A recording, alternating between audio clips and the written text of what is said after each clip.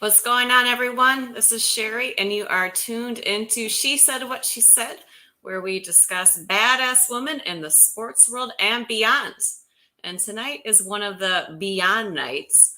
I think a lot of you know if you're tuned in to my Facebook group, She Said What She Said. One of the things that I love to do is talk about women and firsts. Now, I would love to have a day where we no longer have a woman being the first to do this or a Black woman being the first to do that, but we're not there yet. So until we get to that point, I absolutely love speaking and learning about these women. It's kind of, a lot of people send me them to share or just kind of reading about. I read a lot of books about women doing first things. And so I am super excited to have a first. And what is that first? Well, if you haven't read the title, you will soon find out. But before we bring our guest in, I'm going to bring in my co-host. I have to get a better little intro for her, but y'all know her. She's the couple-time All-American from Illinois and the pea in my pod, Miss Snacks. Hey, girl. Hey, everybody. How are you? I'm good. Should I just call you a pea in my pod, or are we peas in a pod? What should we say? I don't know. They both make sense though. Right? You are and what up, my guy Frank, our guy from the show. He's actually gonna be Hey, coming on to Frank. our Chicago Clubhouse podcast, I believe, to talk about the Blackhawks because none of us know anything about hockey. So we I finally do. oh Frank, if you need well, let me put it this way: if you need someone to talk Blackhawks with you, here's your girl. But we can discuss that more later because I really want to get in our guest. And our guest, okay, so she's the first, right? She's the first Black female chief of police of the city of Rockford. This Chief Carla Redd. Hello, how are you? Hello, I'm good. How are you ladies doing? Fantastic. Thank you Good. so much for joining us. You're more than welcome. Thank you for having me. Of course, of course. So yeah, so you are the first woman police chief in Rockford. You are the first Black police chief, correct, in Rockford. So you're a double first. Correct. You are correct. And I believe you said in one of the interviews that I watched that you just don't want to be the first. You want to make sure that there are more after you as well. Definitely, definitely. Yeah, because that is you don't want to be the first and the last of anything. No, No, that no. would not be cool. Definitely looking forward to paving that, that way for others to follow in behind me. That's for sure. Mm-hmm. Fantastic. So let's talk a little bit about how you got into the world of becoming a police chief and just how you got into law enforcement in general. Because a lot of women don't get into law enforcement. So I can tell you it was not a dream of mine from when I was a little girl. I'm going to apologize for my voice. So to let everybody know, I was at the New Edition concert this weekend in Chicago. So I lost my voice in Chicago. So I'm trying to recoup from that. So as a child, it was not my dream to be a police officer. As a matter of fact, I can think back to when I tested. Rockford's the only department I've worked for. My mother was not a fan of me joining the police department, and just because of, I'm sure, things that my parents saw when they were growing up, and definitely the civil rights movement and everything else. But there were definitely some other motivators that led me along this path.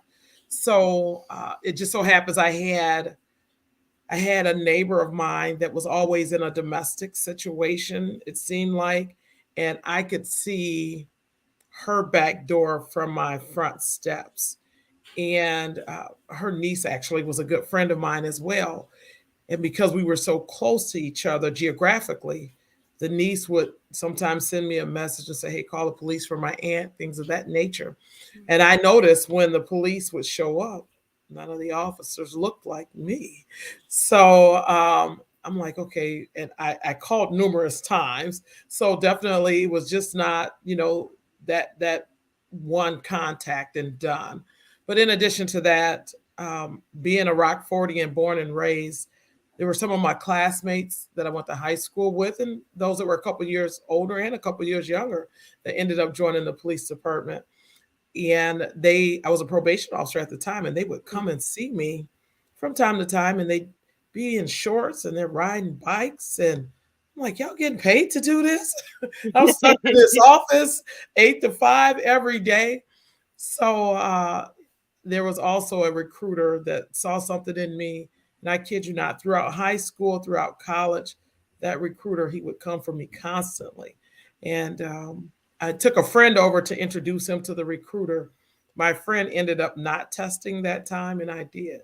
So at that point, my mom, who was not enthusiastic about me joining the department, she was more excited than I was along that testing process. So, and my mom is a retired educator, and Mhm. she always taught us you can do whatever you set your mind to. And essentially, the sky is the limit. Mhm. So, anything that we dove into, it was just a matter of you do it well. And so, I even remember my interview upon my initial hire. The chief that sat in on that interview, he asked me, he says, well, how far do you want to go on the department? Actually, he didn't ask me. One of the commissioners asked the question. And I said, well, I don't want to be offensive, but I looked over at the chief in the room. I said, I want his job. So everyone just erupted in laughter. I'm like, okay, it's game on. Let's go. So it's Let's been full. go. Yeah, let's go. So full steam ahead ever since. And I'll be starting my 24th year later this month. Oh, that was Okay. about to be my question. How long have you been with the department? Yeah. So I'll start 24 years on March 23rd. Yeah, Fantastic. okay. Mhm. Woohoo. Woohoo. And so talk about those beginning days, right? When you were at first a police officer. How were there a lot of women in the force? Were there a lot of black women in the force? How was the people around you, or was it just a bunch of white men? So let's say no and no. So Okay. not a lot of women on the force, and definitely not a lot of black women on the force. So Hmm. definitely grateful for those that paved the way, or made that transition a lot easier for me. We did have some women on the department. Right now, I can give you the current number because we're at 36 Okay. within our department. My authorized strength is 302, but currently I'm sitting at about 280 officers. So definitely it wasn't open arms, I'd say, from the men. And I think there was that misconception that when women couldn't hold their own. And so, you would hear guys say little things here and there. But I grew up with an older brother, and quite often, he and his friends were at the house and they would pick on me. It's whatever, I'm gonna hold my own. So it just so happens, and this guy, I won't give his name, but he's still on the department to this day. And he was involved in an altercation, and all he could do at that point was he was holding on to the guy, and they're on the ground in the snow. And who shows up? So I'm the first one to get on scene, and I had to jump in and help him. And there was no doubt at that point, can she hold her own? They learned then that I was capable. So Now, how much? Because I think one of the things that prevents women from going into law enforcement sometimes is that perception of the lack of strength. How much police work would you say involves actually having the strength of your physical, whereas how much more of it is that intuitive speaking to people and doing other things? well, you know what? The beautiful thing about it is that physical encounter piece of the job is not the majority of what you do. Mm-mm. Uh, if you're really good at your job, you can de-escalate those situations and talk your way.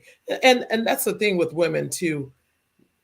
We're programmed differently, so we don't think like men. Everything doesn't have to turn into fists and cuffs. You know what I'm saying? Absolutely. So being able, to have that gift of gab and to think your way around things and talk yourself out of certain situations is definitely a benefit. And like I said, the physical encounter part of it is not the norm. It's not. So Yeah, and I think that I loved how you said that about women being better at de-escalating, right? Because when I think of what a cop does, I dated someone in law enforcement for 4 years. Like, I don't know if things ever turned, physical in 4 years. And so when I think about that as women, we tend to be better at having empathy or understanding that there's a person, not just an intruder or the bad guy, that understanding that it's actually a human being. Would you find that correct amongst your women officers? Yeah, I think so. You know, like I said, it's not all fisticuffs for us. So I just had an interview recently with an officer who's looking to join our department, and she's currently working for another department. Mhm. In four years, she's been on the department.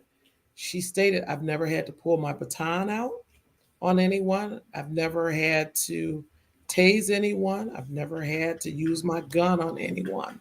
So that speaks volumes. I know that individual, and she currently works for a very busy department with a lot of high crime in her area as well. And for her to come in and, you know, exactly what I said, be able to talk her way through situations and de escalate the situation. That's exactly what we need more of in law enforcement as well. What kind of crimes are you dealing with primarily in Rockford? I know it's a smaller city than Chicago, but still a city in itself. So y'all have y'all issues. But what are you dealing with primarily? I will tell you, we refer to Rockford as a little Chicago. So geographically, because we're so close, I get a lot of Chicagoans in Rockford Mm.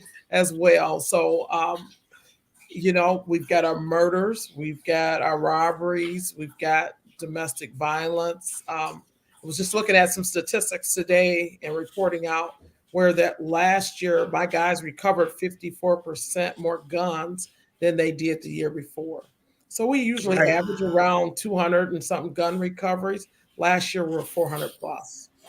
That's Um, a lot for Rockford. yeah, yeah. Right? What is the population of Rockford? So Rockford's roughly about 154,000 people. Okay, so it's a decent It's a decent size. size, I've yeah. been there for work, but I just it's hard to put it into geographical perspective, especially coming out Mhm. of Chicago. But yeah, 150. Okay, and would you Right. say? Like I I've mean, only been up there for a track meet. yeah, So yeah. Mhm. It's hard to say. And then there's all those like small towns that are like right on top Yeah. of it, and you're like, which mhm. one is which?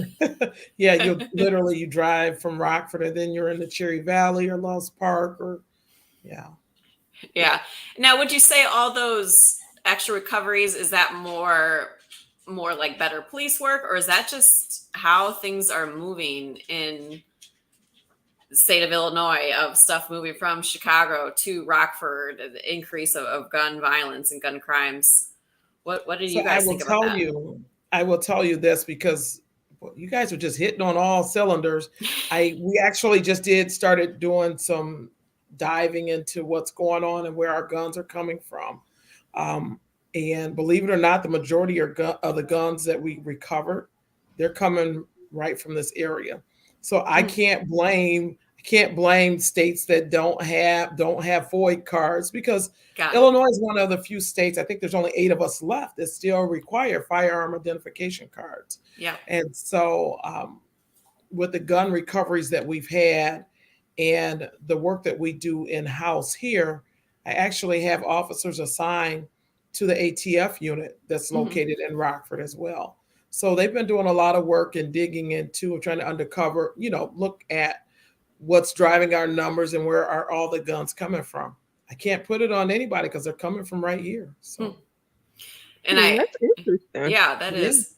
Mhm. I I would do. have thought a lot of them would be coming down from Wisconsin Indiana, we or Indiana, always coming up blame from Chicago. Indiana. not Yeah, the case. Yeah, not the man. case. Yeah, and I work in data analytics as a regular 9 to 5. So I ask those questions like, okay, here's a data point, but let's look into why. And then Right. I'm glad, right? Because Mhm. sometimes you could have like, well, we got a lot more guns, but we have more officers on the street. We're doing more, so sometimes it is. Yeah, so literally because I'm down a good 20 officers right now, Right. 22. So I like to pride ourselves on being intelligence led. So I have men and women on the department that know their job and they know it well. And it's just, we're not, just shooting in the dark, if you will, and just stopping everything that moves. Um, we know what individuals, for the most part, are responsible for the crimes that, especially the violent crime that takes place in Rockford. So it's not as if we have, a lot of random shootings and things of that nature. Right. Not being for our everyday citizen that's not tuned into law enforcement and they don't know what's really going on in the streets, it can be scary for them. However, I make it a point when I'm having those conversations or doing those press briefings and things of that nature to make our citizens aware that our individuals are very strategic for the most part on who they're targeting. So it's not as if crime is just amok, but when you're not in the middle of it, you really don't know. So Now, a lot of cities are operating under authorized strength on their forces. Like, what do you think needs to happen to lure or entice more people to join the police force? you know what I tell you, and that's for everybody. Just like I will say, solving crime, it takes all of us to do that. Like I said, no, without a doubt, if it had not been for that recruiter, like I said, through high school into college, he stayed after me. I go out and I just have those random conversations. I'm at a local restaurant yesterday. This girl that was taking my order, she had that energy. She reminded me of a younger you. A younger me. I'm like, you ever thought about law enforcement? Exchanged information, put my recruiter right in touch with her. I'm like, let's go. Come to find out, she's got two cousins in law enforcement. So she says, I actually have thought about it, but sometimes, it takes making those right contacts and for people to see the human side of police officers. Because granted, realize most of the time when our officers are out on calls and dealing with situations, we don't get people in their finest moment. We're usually dealing with some serious issues. So being from the area, I love just being out there and having those organic conversations. And they'd be like, oh, she ain't bad for a police officer. No, just like you. So, and then definitely the pay wasn't really an issue for me. Definitely the pay has gotten better over the years. So we're right at about $60,000 starting with salary. Okay. And no officer that I have that works on the department, they don't make $60,000. They make more than that. Yeah. Because of, the higher backs, court time, things of that nature. So some of my other friends that are in public service, they've actually done a fantastic job just going out and having those conversations and talking about jobs in public service where you make $80,000, $90,000, $100,000 a year. And that make the kids step back like, really? You make what? So yeah, I think we just have to be more intentional about what we're doing. There's some campaigns that are going out there. We joined the 30 by 30, which was an initiative through the state where we're looking at increasing the strength of or females on our department by 30%. You want 30% of your department to be females by 2030. So we are part of that. We're part of that campaign as well. So okay. I know me personally, man, you could offer me $1 million a year and I just don't have the sure, I'd be like, let's go, girl, let's go. I'd be like, I'm going that way. I have a very strong flight instinct. I'm a runner. But I have a very risk adverse personality. So it's definitely not, the money wouldn't entice me. I'd be like, nah, that ain't for me. For me, I want to skip the street part and go straight to detective. Like, I like that side of it. You would be good at that. You can't skip the street part and go straight to detective. So everybody got to pay their dues, That's what kept me out of law enforcement. But Snacks, I do think you would have been a good cop. My uncle tried to get me to Right. join. Yeah. Yeah. He really wanted me to be like a CIA agent. Mm-hmm. And I'm just like, no, thank you. First of all, I like the United States. Like, Yeah, yeah. I want to stay here. I like intelligence. Don't get me wrong, but I'm not worldly in that way. I'm good temporarily, but not Mhm. to like set up a life in a whole nother place. But I've gotten that I would have made a good agent of some sort, but not necessarily a good street cop because I'm the same way. When Fair. the crowd is going to the left, I might peek over for a little bit, but I'm ultimately going running to the right. Yeah. Yeah. So the whole saving people and rushing into danger, that is just Snacks is not like, for you can me. miss me with that. I'm not Not, going. not for me. I'm We saving were my both foot. sprinters in college, me at Penn State, her in Illinois. So we're running very quickly. Uh-huh. In the opposite direction. Mhm. Absolutely. So like, and what do you say, like, when you're recruiting, like if you heard someone like me say that I just run, are you just like, all right, you're not going to be good at it? Or is there, like what words do you give to people that might be interested, but are scared? You know what? I encourage people all the time to do a ride along. So Mm, that's something that we offer with the department where that they can, if they're not quite sure if this is their niche, you know what? Come sign up, do a ride along, ride for about 4 or 5 hours, put you with, somebody that's going to show you the ropes. Because honestly, I'd rather somebody realize up front that it's not for them as opposed to them. They get hired, we pay to send them off to the academy, they come back, and it's happened though, where one of the officers that stands out to me, he stated that he doesn't like dealing with other people's problems. Oh, So they call us all the time when they got problems. That's what we right. that's do. literally your job. Yeah. Yeah. So, but he realized early on that that wasn't his calling, and he resigned, which Okay. is fine. So it's not for everyone, that's for sure. Yeah, if I'm calling 911, I don't want the cop to come over and be like, I don't want to deal with your shit. Figure it out Right. yourself. I'm out. Not Good luck. today. Yeah, and the calls, they just vary. I mean, Hmm. you've got parents that have kids that don't want to go to school, and Mm. they don't know who to call. They call the police. You know, to the domestic situations, which are quite often out of control. Would To you say the domestic ones are the most intense? Or, so, I've heard some police that I know, like, basically, like, there's something different about going in a domestic situation, rather than responding to like a burglary or a robbery. Definitely the most volatile situations. I Okay. can tell Hmm. you that Yeah. because, and that was one of my first physical encounters on the Mm. department because a neighbor had called the police for, they could hear the couple fighting. So me and my, actually he was my trainer, responded over there. And as, I mean, this lady's got physical injuries. Her eardrum is actually swollen outside of her ear. She had just been discharged from the hospital. That's how bad it was. Oh. And so, long story short, we go to take him into custody, and she attacked me.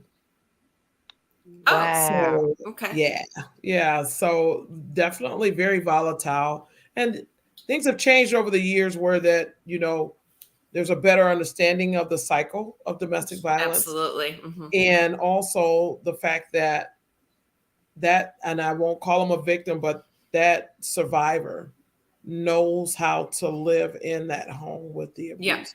Hmm.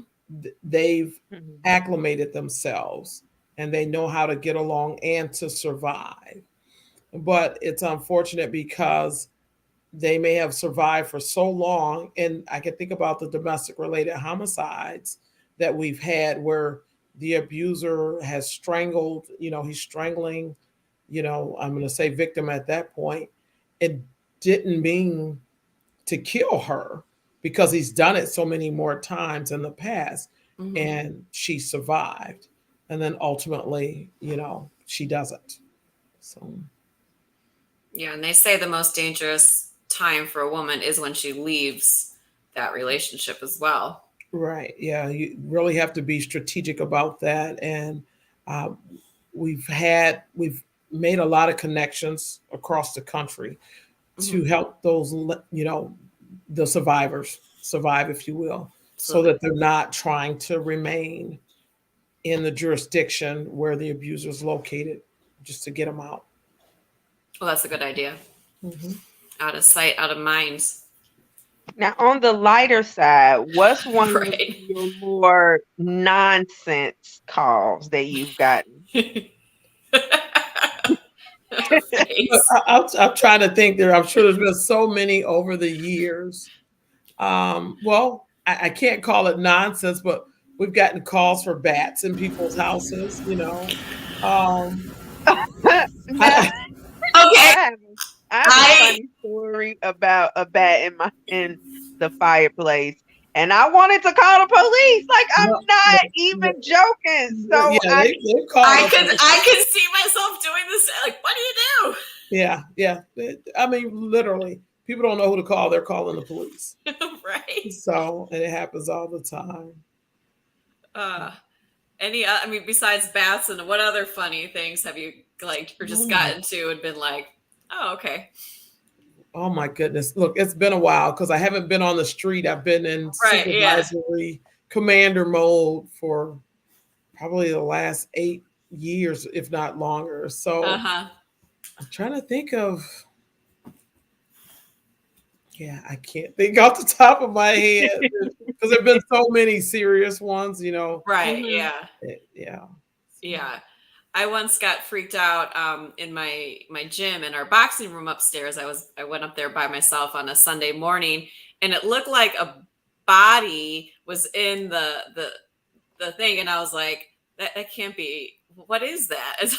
So I texted. I was like, is that a person hiding? So I casually texted my buddy that's working the front desk, like, I don't want to freak out here, but something's really freaking me out. It looks like a body. It was a mhm. dummy that they used for jujitsu that they had put in the corner, so it looked like Oh, there was a full body mhm. like in the closet, Oh, and I was like, I was like, I'm not going in there by myself. So Right, right. uh and so you said you've been in the supervisor and the commander. Can you talk a little bit about the steps in between being a beat officer and becoming a police chief? Well, I tell you, being I miss the street. I feel like I have so much street in me. That's where I did my finest work. I love being out in the community and making those connections. Mm-hmm. Because I can think over the years where some of my finest work was done, and I'll tell you, it's what was called the weed and seed area. It Mm-hmm. was the West Gateway Coalition for us in Rockford, and just we have to appreciate and recognize why certain individuals view law enforcement in you know, certain lights. How about that? Mm-hmm. I think perhaps the concept was when I went to work in that area, my commanders thought that I was automatically going to gain cooperation because of who I was, and it being the majority that area of town was where African American people lived. Mm-hmm. But as far and I had no problem doing what I did, going in there and go to work. But at the same token, as far as that goes, for those residents that lived over there, they had been promised things for so long and not delivered by government. So, in their mindset, despite what color my skin was, I had this uniform on and I represented the government. Mm-hmm. So mhm. I worked my butt off to gain the respect and the cooperation of those residents in that area. And that's probably been 15 years ago.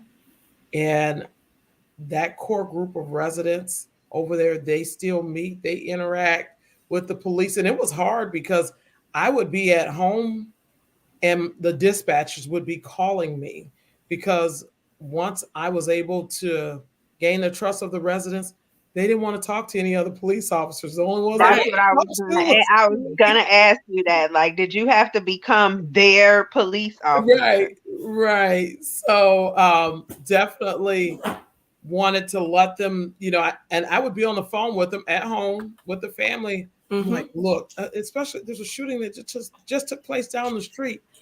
I said, I know I'm not at work, but I need you. They're an extension of me. How about that? Yeah. I need you to give them the same information you would give me.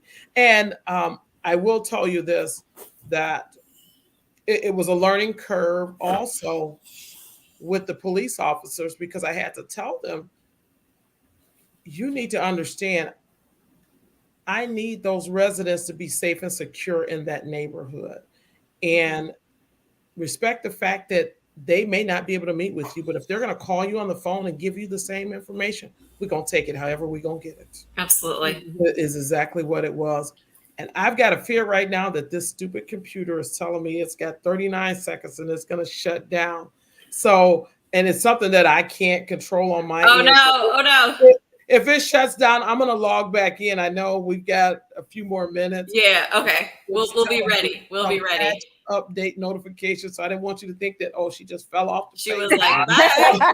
Like, well, we're done. And right. So and how did it feel when you finally became chief of police? Like, what was that kind of internal feeling? Look, I got 3 seconds, so we're gonna see if it cuts okay, me we're off or gonna not. 5, Hey, 4.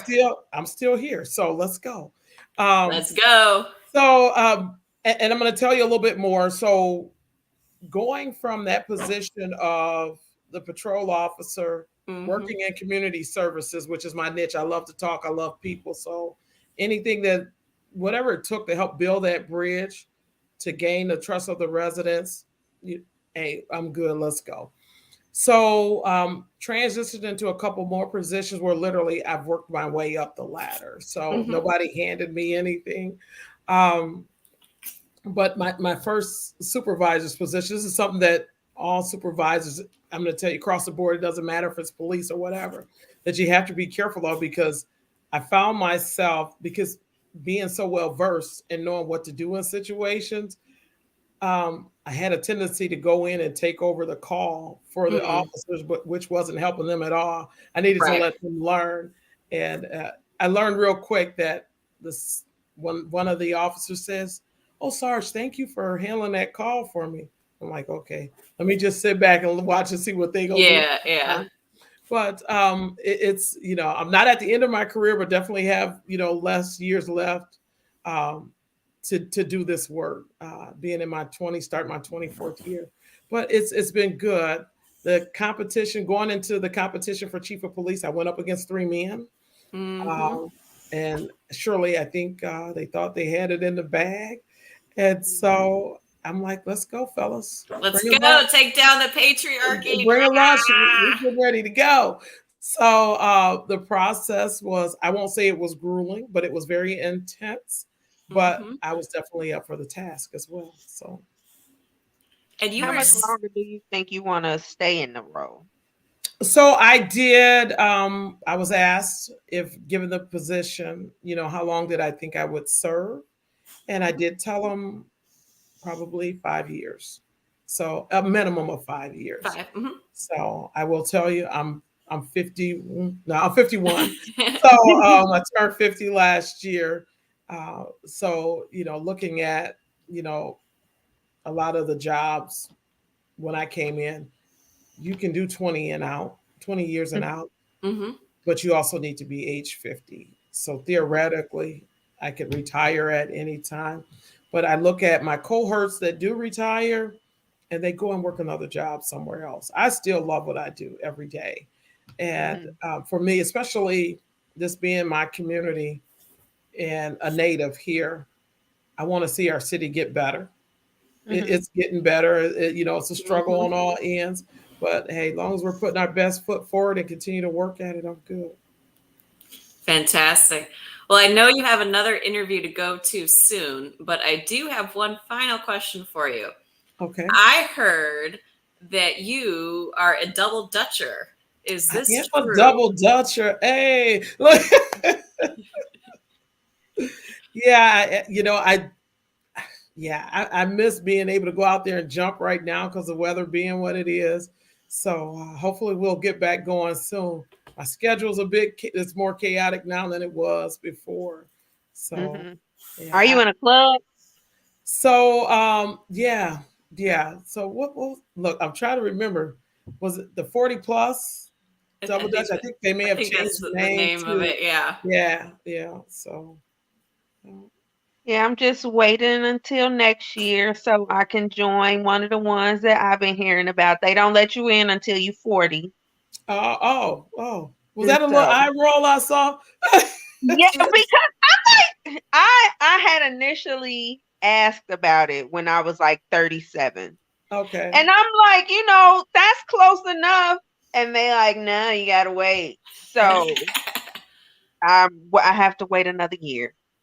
Yeah, so it's been a while since I've double dutch. So, I'm trying to get my groove back. Not really into tricks and stuff like that.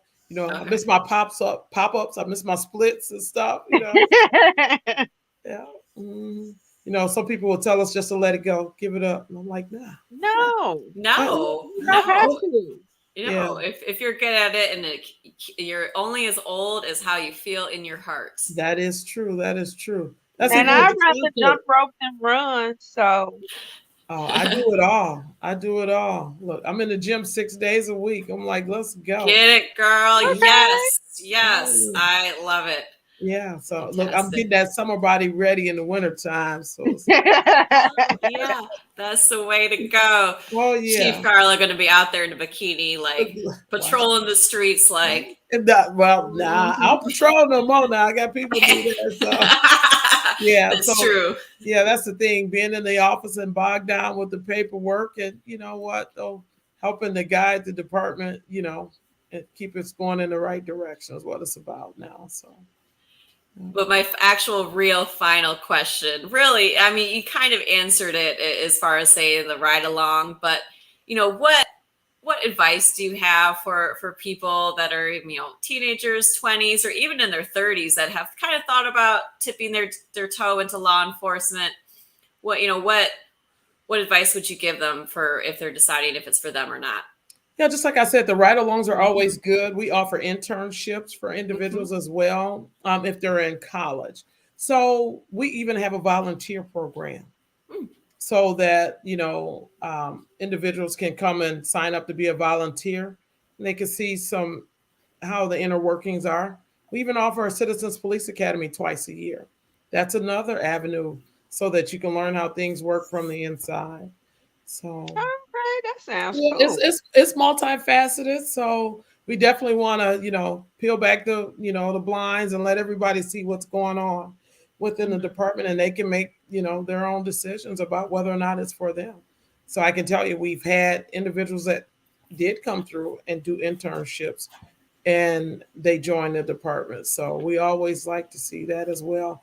Love, I would absolutely love. It's something that I've got that it's sitting on my desk that I need to work on. But even bringing the explorers back, so to get the kids Mhm. at a Yeah. younger With the age, kids. yeah, interested Absolutely. in joining the department as well. So And that's the cool time where you can show them, I don't know, like bomb suits, or I oh, they guess love all that. Yeah. all that. Can you show them someone getting tasered? Is that okay? Is that Well, a we have video. We wouldn't necessarily tase anyone in like front of here, them. buddy?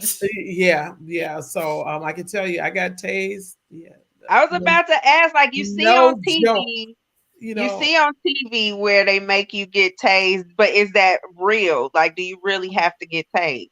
you don't have to. It was a choice, and so it better educates you on what happens to that other person if you do tase them. So, and I consider myself a pretty strong person, and think I can fight through most things, even when we were pepper sprayed and everything else, and you had to go through and fight your way through. Of course, did what I had to do. That taser locked the muscles up, and I was done. So, Oh oh no. yeah, oh yeah. So, yeah, there was no fighting through that. Yeah, yeah.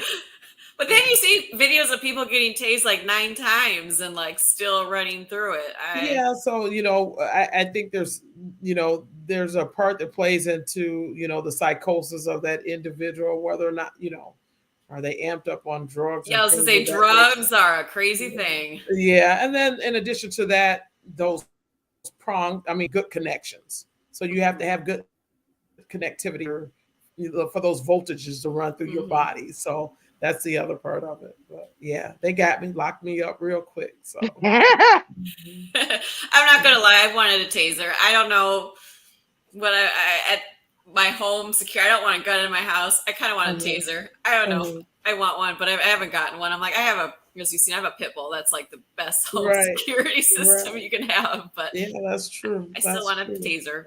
Yeah. But well, I know you had to run to your next interview, but thank you so much for taking the time.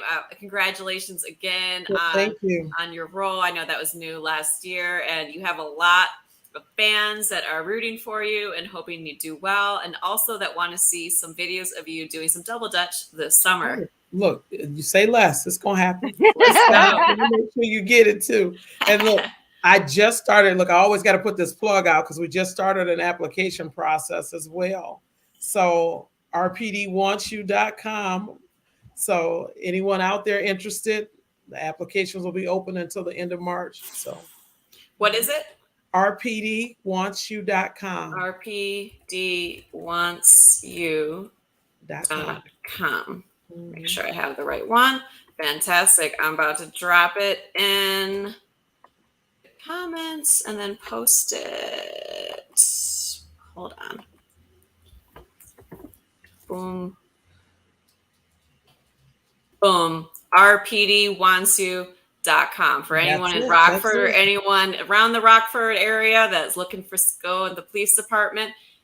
This can be your boss. That would be pretty badass. And if you know how to double dutch, exactly. She'll get you on the double dutch as well during your breaks during the day. Right. All right. Well, you have a great one. And again, thank you so much. All right. You're welcome. Thank you. You guys have a good night. All right. Bye-bye. I'm always like having to end it. I'm glad Sherry is good at that part because I'm always so awkward. I'm just like, bye. Bye. I know, yeah, gotta go. And well, she gave us an end time of 8:40. So, but yeah, I know she was like, "What you said, double dutch? Let me go." Right. But no, I also part of my regular job is ending calls and ending things. So it's like, oh, thank you. Yeah, that was a good interview. I wish we could get a little longer, but I'll take what I can get, man. It is so cool, and it actually. And I thought that this would be a good kind of conversation for us. Talking about her being one of the few Black women in the department when she first started, it's really that whole thing of that. If it's not played right, it can turn into that tokenism, right? So I was just... Yeah. So I kind of went through that. My last semester of school had to be an internship.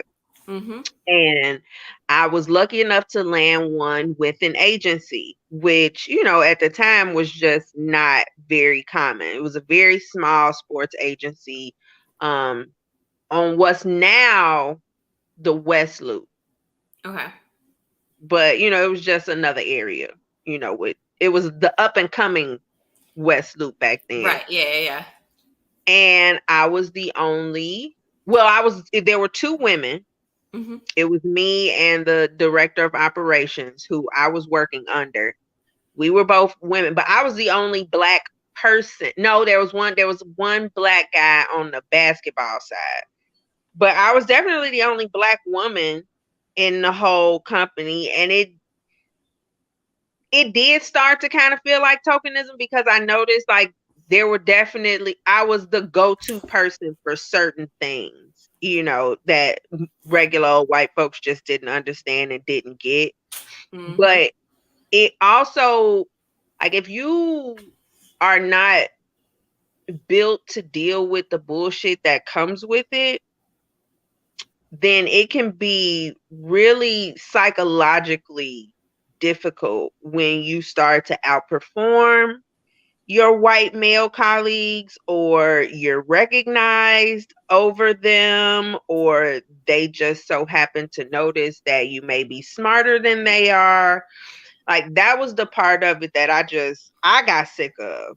Like, you know me, I'm always up for a good fight, but when it's a constant thing, and it's like, it's not like, police, where you can, prove yourself physically and sometimes they'll leave you be. Like, this was office work. So it's like, what I'm going to do, type faster than you, I can identify better prospects. Like, of course I can identify better prospects. When we go out, of course I'm going to attract more people. I'm a woman and I'm walking into a room with a bunch of football players. So of course, they're going to be like, oh, who is that? But it's the constant undermining and questioning what you say and what you do, and the gaslighting and the projection of, their insecurities onto you, because they don't know how to deal with the fact that, oh, not only is this woman, smarter than me, but this Black woman is smarter than me. So it can definitely start to get into that area of tokenism, if the person allows it, and if the people that they're working with don't kind of, understand how biases work. But for me, I'm always just more, I admire more greatly the ones that are able to stick it out, because it's a lot of bullshit, a lot of bullshit. And it's like, even the strongest person, you get to the point where you just don't want to deal with the bullshit anymore. Right. And I think I read somewhere that, you can have like your token person, right? Because we're going to have the Black guy in the room, and that will bring our diversity up. But I think they say you need at least like 3 people for it to stop being that tokenism, and for people to feel comfortable to actually speak out, right? Because you can't just be this only person in the room speaking out constantly and, representing everyone else, be it people that are different ethnicities or different gender or, different religion. It can definitely. Some people are okay with being the diversity hire. Some people are. I was blocked from getting a job with a certain organization because one of the women in charge of decision making was the only Black woman in the company. And I guess she was, getting some preferential treatment or whatever the case was. She was reveling in her tokenism. And it was like, I'm not bringing another Black woman in here because I'm cool with being the only one. I mean, there are some personalities who, especially because some people still do have the white is right mentality in minority communities. And they like, oh, I'm accepted by all of these white folks. These are my friends. I have reached the pinnacle of success, because, sometimes success is evaluated by proximity to whiteness.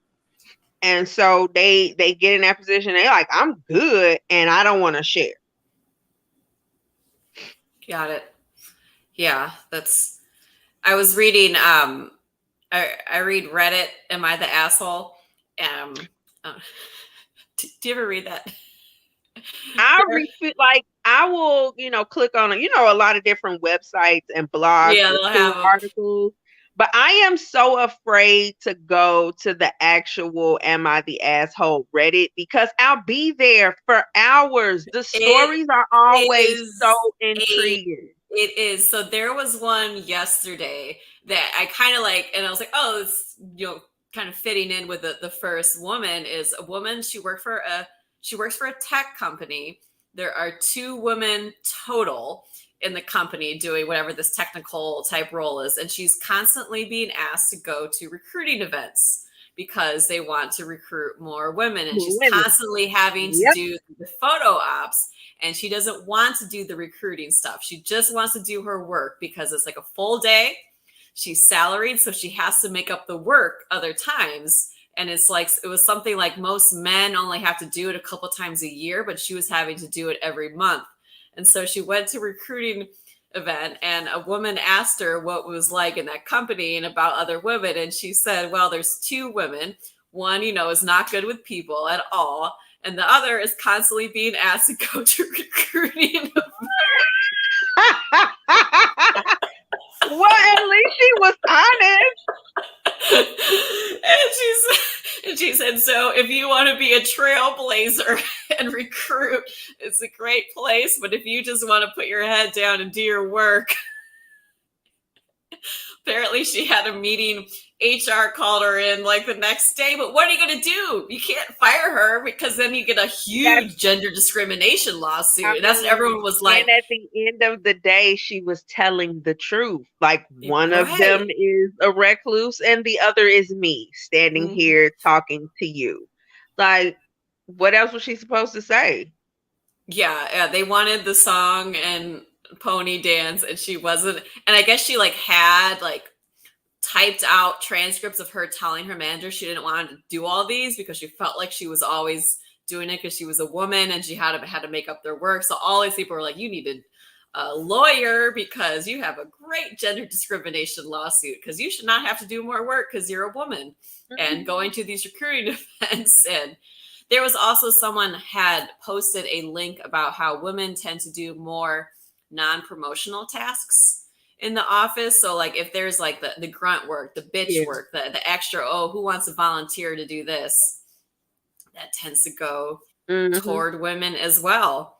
And so, yeah, that was. Which I don't really like. That part of it never really quite made sense to me, because it's like a lot of these women are mothers, and so why are you going to mothers with the prospect of more work instead of some of these bachelor men who are just leaving and going to have drinks rather than leaving and going to change some diapers or feed some snotty kids?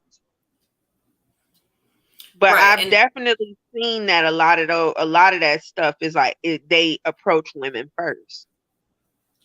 Absolutely. And I know I've done stuff too at work, like social things, but for me, it's more of organizing it because I like to organize stuff that's for networking.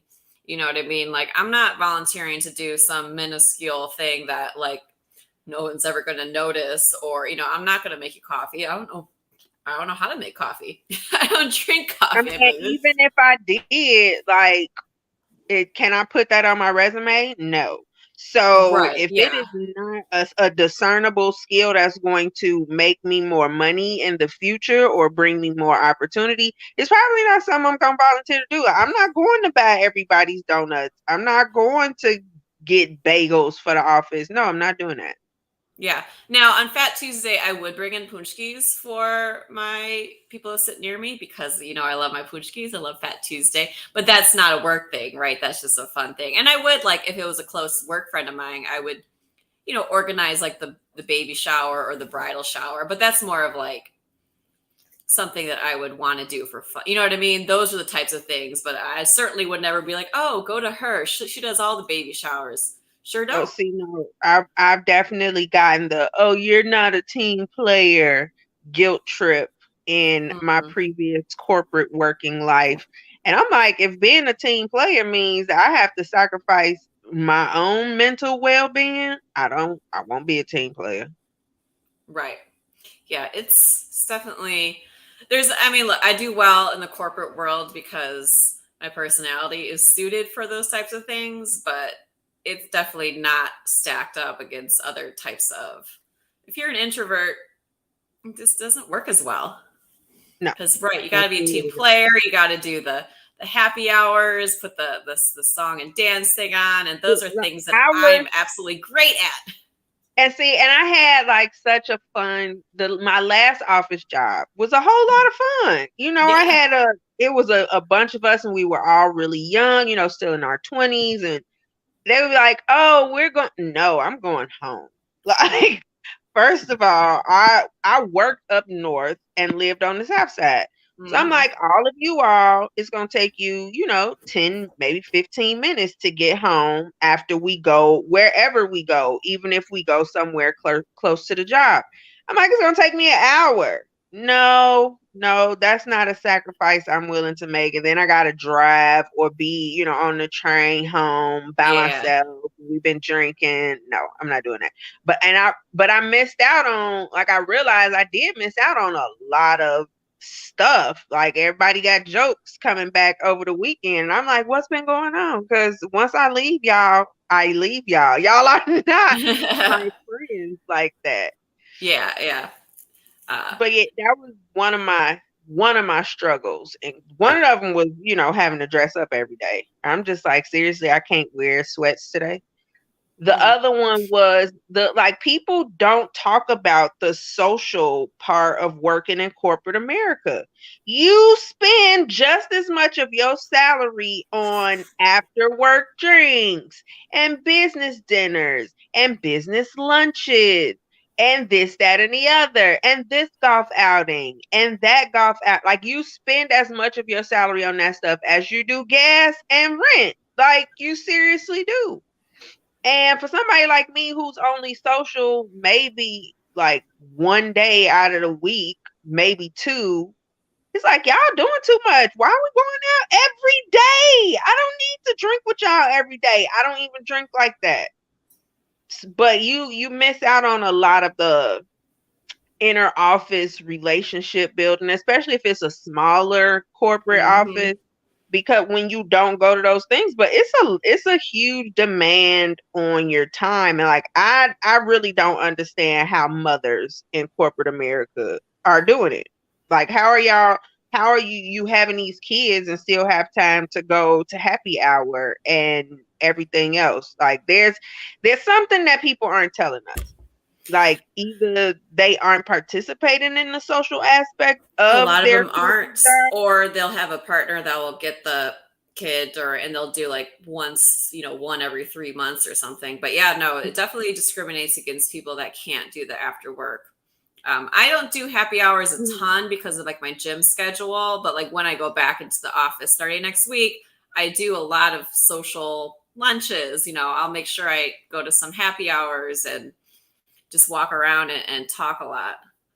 But yeah.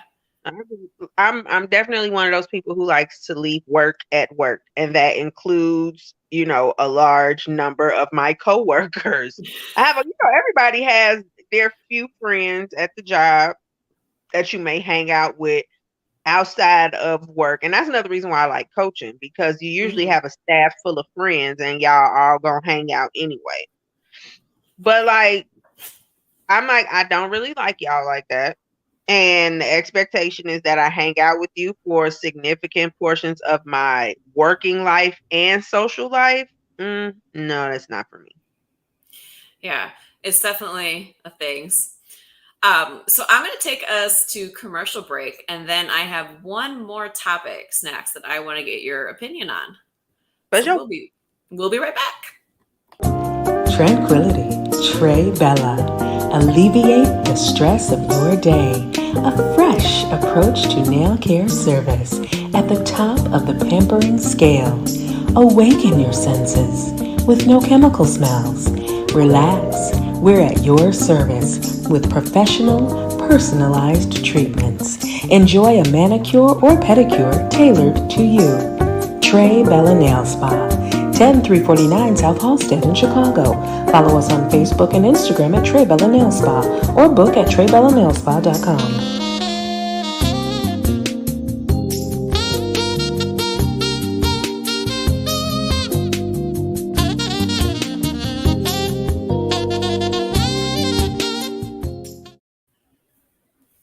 I'm actually rocking my Trey Bella t-shirt. I saw that. I love this shirt so much, and I told Mel that I loved it, so she actually brought it for me. I'm actually sitting on a blanket popped up so I could put myself in, but I feel like I got to do that more now because I have so many t-shirts and stuff. You can never see. You're usually like seeing here and up. I'm like, you got to see the outfit. Gosh. Yeah, that's why I got on my what goes around comes around. I love it.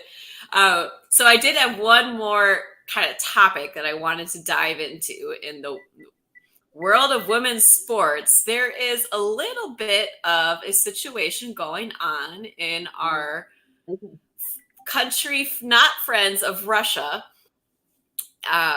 Brittany Griner, she's had a little bit of issues, and she is now currently locked up in Russia for them saying that she tried to smuggle in a lot of cannabis oil. TBD on when she'll be released.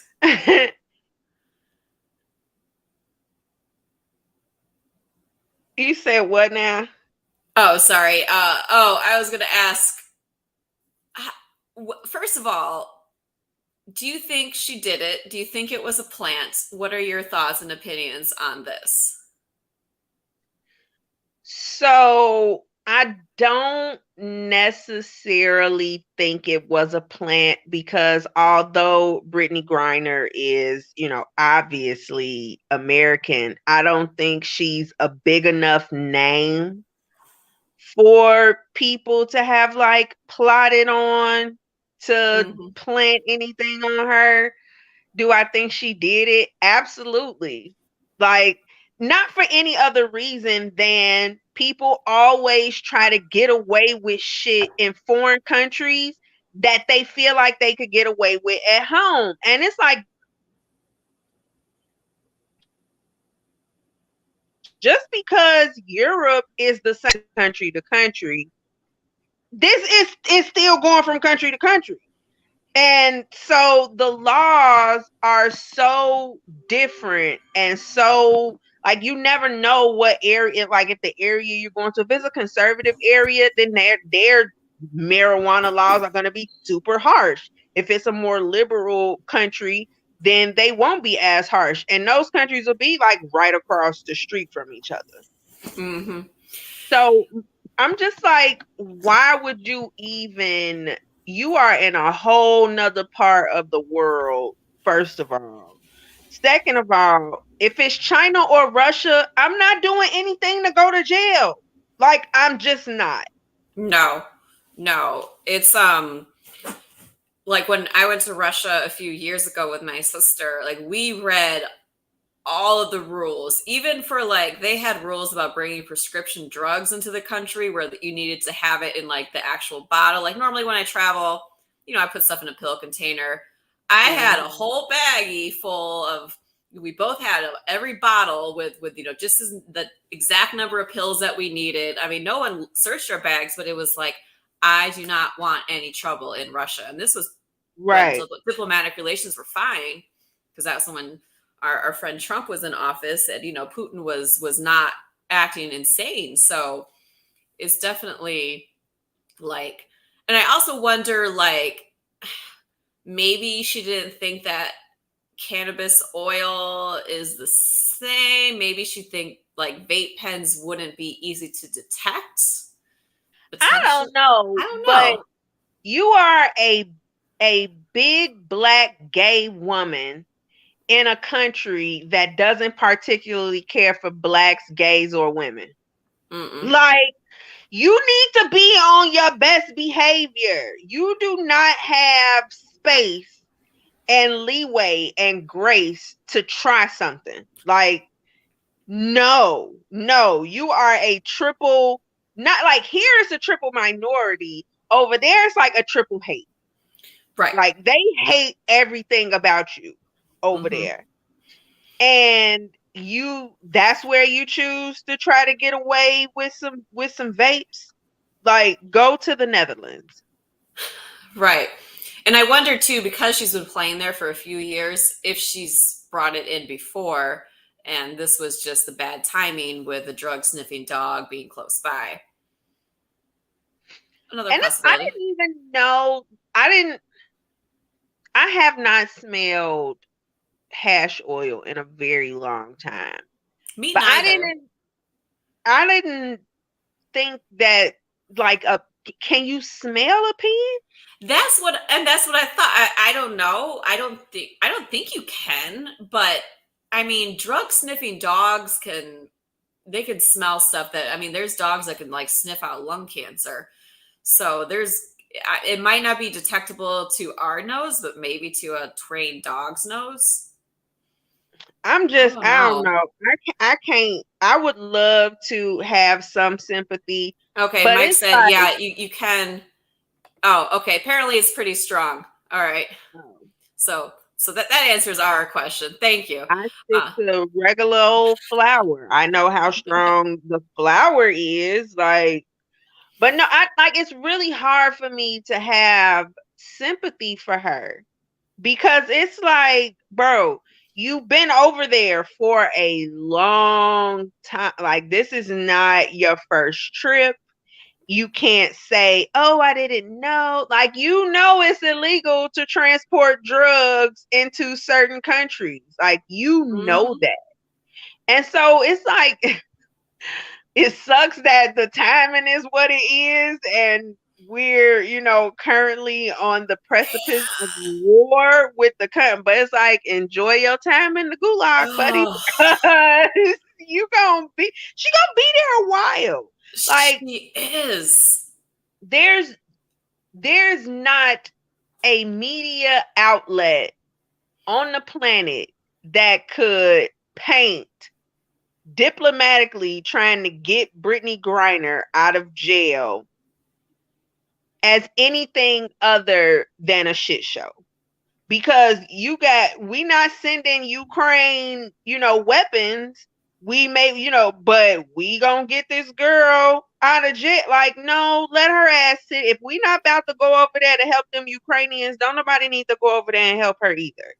And that's my thing of like, I'd post about this. Like, I certainly have empathy for her. Like, you're nicer than, or you're not, I don't know. But it's more of like, yeah, but it's more of like, I can certainly feel for someone that made a mistake and got themselves in a terrible situation. Like, I feel for you. But right, it's like this, people that are like trying to, start these petitions to like focus on that and make sure Biden does. I'm like,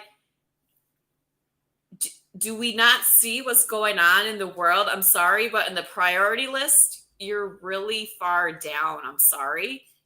Like, again, I can feel for you.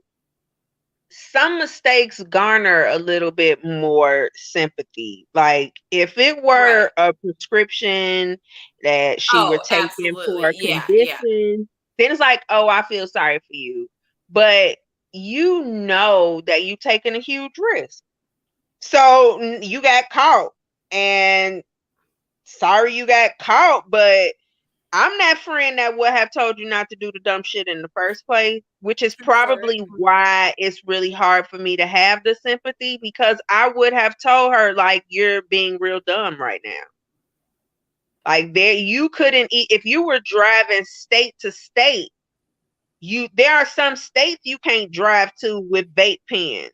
Right. So if in your own country, that there are some places that if you get caught driving and you have those on your person, you're going to get in a world of trouble. Like, why would you try that same shit thousands of miles away? Yeah. And so Frank was asking, did she get busted while Russia was in Ukraine?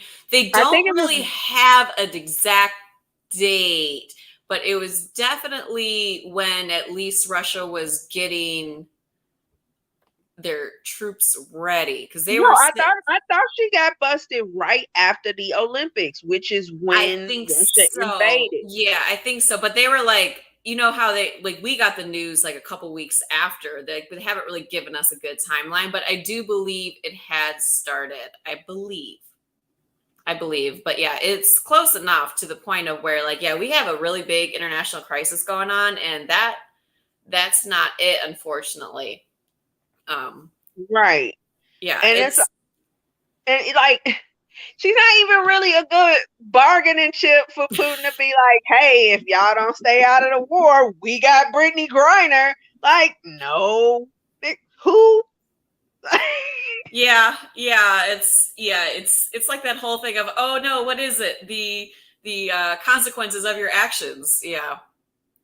Right. I mean, what was she thinking? You shouldn't go into Russia with dirty undies right now, let alone that, right? Like, I promise, officer, they're clean. Is she actively playing in Russia right now? She was. I believe she was going back for a season, but I know that a lot of the Russian people, the Americans that were playing in Russia, were leaving right around. So I'm not 100% sure on the timeline of when the Americans that were in Russia playing left and and I don't know if she was flying. I know it was in Moscow airport, but she might have been in a different city in Russia and flying back into Because Moscow. I'm like, why are you going to Russia in the first place? Like, at first I thought maybe she got caught leaving, like when she was trying to evacuate. Maybe they caught her trying to Right. Yeah. evacuate. Yeah. No, it was But it was I haven't. It's arrival. right. So you tried to bring some drugs back. Yeah. Yeah. So either entering Russia or flying from somewhere else, like in Russia or Europe, into there. But yeah, it was the Moscow. I don't know how to pronounce it, but it's the major airport in Moscow that she got busted at. That's just wild. But yeah, no, I'm not signing those petitions to get her free. I'm sorry. No, I'm sorry. absolutely Like, I'm not. not going to do it. I wish her luck, and I hope she can. I hope whoever is paying her salary in Russia is one of those people that has connections and that could do it. Because honestly, if she's going to get out, it's going to be whatever team was paying for her. You know what I mean? Maybe, but Yeah, but I mean, at the same time, who over there is really looking to do any American any favors? no, because they're all leaving. And yeah, this ain't the time. I think she's going to be over there. I mean, they said it's like 5 to 10 years for possession of And the that's like cannabis. 5 to 10 years at the end of the case. You know what I'm saying? Like, who Right, because you have knows to go how to long? trial. Mm-hmm. Yeah, I had read in an article that she only has two paths, that she can either hire a Russian lawyer and go through the Russian legal system, Mm-hmm. or try to turn it into it's like I hope she doesn't try to turn it into a political thing, because that would be majorly disappointing. At this point, Yeah. it's just like, go ahead, hire you a lawyer. You know, you've been making a living over there anyway, so it's not like you're completely unfamiliar with the surroundings that you're Yep. in. Like, of course, you're not used to being in jail, but you, for the most part, know how things work in Russia. Like, just go ahead and hire you a lawyer and do what you got to do. Like, please do not. I pray that her camp does not try to turn this into some humanitarian save Britney. Like, please, I hope they don't. I really hope they don't. I Because hope they there are don't either. people like literally getting blown up at home, Mm-hmm. trying to get out of a country and still being attacked as you try to flee. Like, no, I'm sorry, your vape pens are just not going to take up any space in my heart right now. No, I'm the same. I'm definitely the same. I mean, and if she ends up in a labor camp in Siberia, damn, Yeah, that that was sucks. But right. Like, it does suck. it Like, does just suck. thinking about that, just and she's like such an outsider. Yeah. Such an outsider. You are a 6'9" black woman in Russia with dread. Yeah. It's oh, you cut out for a Outsider than sec. that. There you come. Yeah, you cut out for a second. But yeah. No, I feel the same way. I mean, I could see this. I could see it becoming a circus. Like, I don't know how good she is in basketball over there. Like, if she has any type of celebrity or notoriety over there.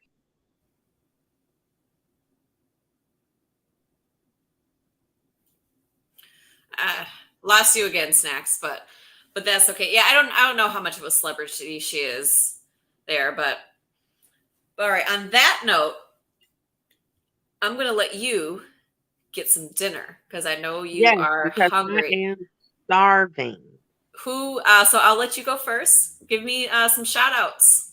Shout out to my boy Church. He just sent me the video of his daughter's first Jessie White tumbling practice, which is the coolest shit ever. So shout out to him and his daughter Mariah.